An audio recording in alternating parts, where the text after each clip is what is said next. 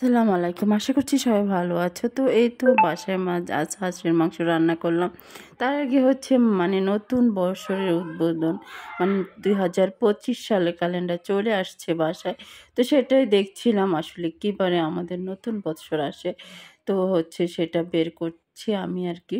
তো নতুন বৎসর আসে হচ্ছে আমাদের বুধবার দিন আসবে।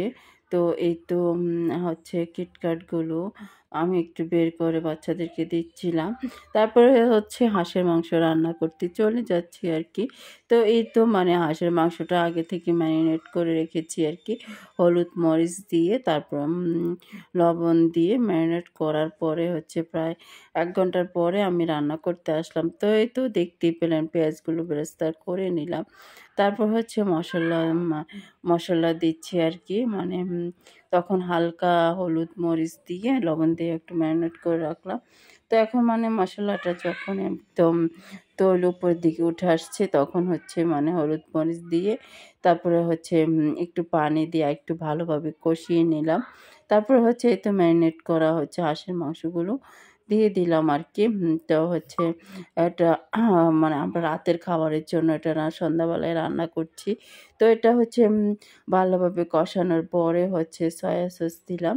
সয়া সস দিয়ে আরেকটু ভালোভাবে নেড়ে চড়ে হচ্ছে সিদ্ধর জন্যে পানি দেবো আরকি। তো একদম ভুনা করে নিব। তার আগে তো সিদ্ধ করার জন্য পানি এড করতে হবে। এরকম অবস্থায় নামাবো আরকি। তো পানি দেবো আরকি। তো হয়তো পানি দিয়ে দিচ্ছি আরকি যে সিদ্ধ হওয়ার জন্য।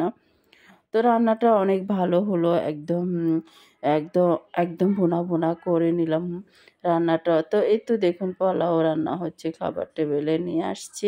পোলাও আর হচ্ছে হাঁসের মাংসগুলো একদম ভুনা করে নিলাম। আসলে এভাবে মাংস পোলাও হচ্ছে মাংসটা একদম শুকনাভাবে খেতে ভালো লাগে পোলাওয়ের সঙ্গে। মানায় ভালো শুকনা খাবার। তো এই তো দেখুন সবাই কিন্তু অনেক পছন্দ করলো। পোলাওটাও একদম ঝরঝরে হলো।